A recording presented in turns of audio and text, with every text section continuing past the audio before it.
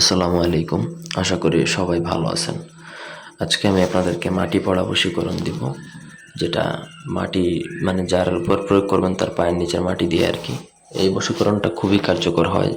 যারা এই লাইনে আছে তারা কম বেশি সবাই বলতে পারবে যে মাটি পড়া বশীকরণ বা শরীর ছুঁয়ে বশীকরণ যেগুলো, এগুলো খুবই কাজে দেয়। তো প্রথম থেকে পুরো ভিডিওটা না টেনে শেষ পর্যন্ত দেখবেন।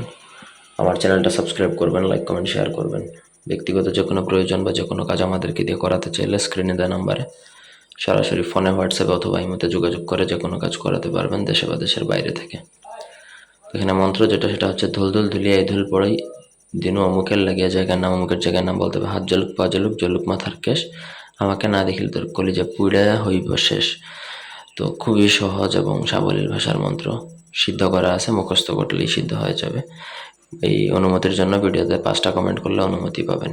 তারপর আপনি যাকে করবেন, আপনার ভালোবাসার মানুষ হোক বা যেই হোক, সে যখন খালি পায়ে হাঁটবে তখন তার পায়ের নিচ থেকে মাটি আনতে পারেন। যদি সে খালি পায়ে না হাঁটে বা এমন জায়গায় হাঁটে যেখানে মাটি নেই, তাহলে আপনি আগে থেকে অল্প পরিমাণ বালু বা ধুলা আপনি ছিটিয়ে দিবেন। সেখানে পা পড়া মাত্র ওইখান থেকে বালুগুলো কুড়াই নেবেন এবং বাম পা যেখানে পড়ছে সেইখানের মাটিটা লাগবে।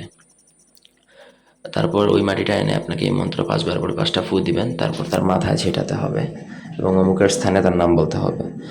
এই মন্ত্রটা গুরু মন্ত্র, যার জন্য আগে গুরুচণ্ডালী মন্ত্র প্রয়োগ করতে হয় বা মানে পড়তে হয়। তো গুরুচণ্ডালী মন্ত্র আপনার আমার থেকে নিতে হবে। এই গুরুচণ্ডালী মন্ত্র কেউ ইউটিউবে দেয় না, আমাকে গুরুচণ্ডালী প্রদান করে গুরুচণ্ডালী মন্ত্র নিতে পারেন। এই মন্ত্র একবার কাজ করবেন, একবারেই 100তে 100 কাজ করবে, এটা মিস্টেক করবে না জীবনেও।